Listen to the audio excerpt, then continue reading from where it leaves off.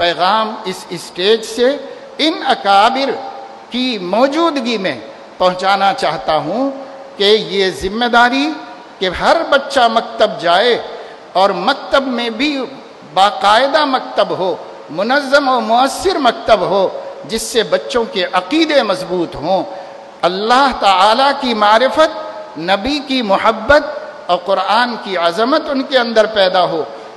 توحید کا عقیدہ، رسالت کا عقیدہ اور آخرت کا عقیدہ گھول کر ان کو پلایا جائے، اور اس کے لیے قصص القرآن اور قصص الانبیاء اور قصص الاولیاء سے مدد حاصل کی جائے۔ بچے کہانی شوق سے سنتے ہیں، واقعات قرآنیہ کو، واقعات حدیثیہ کو جو مستند ہیں، معتبر ہیں، احسن القصص ہیں، بچوں کے فہم کے مطابق کہانی کے ٹائپ میں آپ انہیں سنائیں گے تو اس کے ساتھ عقیدہ بھی ان کے دل میں گھس جائے گا، کیونکہ اللہ نے فرمایا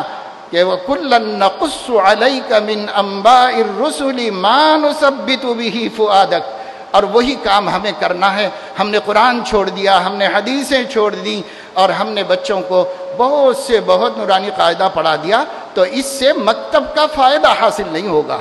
مکتب کا فائدہ تحفظ ایمان و عقیدہ ہے، مکتب کا فائدہ دین ایمان۔ ایک بات کہہ کے میں اپنی بات ختم کرتا ہوں، آدمی عمل میں کتنا ہی کوتاہ کیوں نہ ہو، وہ عمل کی کوتاہی نجات میں حارج تو ہو سکتی ہے، مانع نہیں ہو سکتی، اور آدمی کا ایمان کی کوتاہی وہ نجات میں رکاوٹ بن جائے گی۔ ایک بندہ دنیا سے ایمان سلامت لے کر جائے، اب بہت بڑا پاپی گناہگار ہو، صحیح حدیثوں کے مطابق اللہ تعالیٰ یا تو اس کو اول وہلہ میں معاف کر دیں گے، یا اللہ تعالیٰ تھوڑی سزا دے کر معاف کریں گے، یا اللہ پاک پوری سزا دے کر معاف کریں گے، پر معاف ضرور کریں گے، نجات ضرور ہوگی جہنم سے اگر ایمان سلامت ہو۔ سیدنا شیخ عبد القادر جیلانی رحمہ اللہ، کسی نے ان کے اثرات و برکات کا ان کے سامنے ذکر کیا تو فرمایا ایمان چو سلامت بلب گور بریم احسن تو بر چستی و چالاکی ماں۔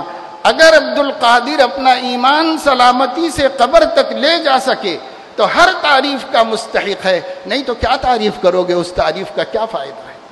آج یہ فکر ہر سینے میں آنے کی ضرورت ہے کہ ایمان کو قبر تک سلامتی سے لے جانا ہے۔ بہت سے وہ ہیں جو بچپن سے ہی صحیح العقیدہ نہیں ہیں،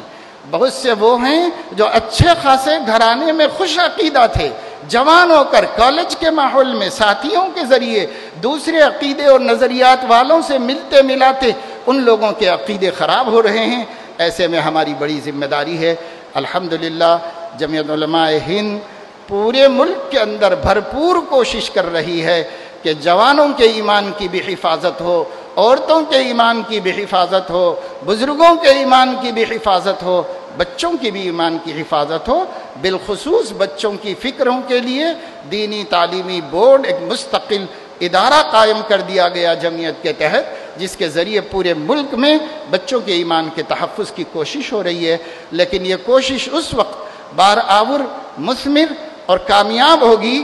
جب علماء کے ساتھ آپ لوگوں کا بھی بھرپور تعاون ہوگا۔ اگر آپ کا تعاون نہیں ہوگا تو کام تو ہوگا مگر جتنا ہونا چاہیے اتنا کام نہیں ہو سکے گا۔ اس لیے آپ سب سے دست بستہ ادباً درد مندانہ اپیل کرتا ہوں کہ یہاں سے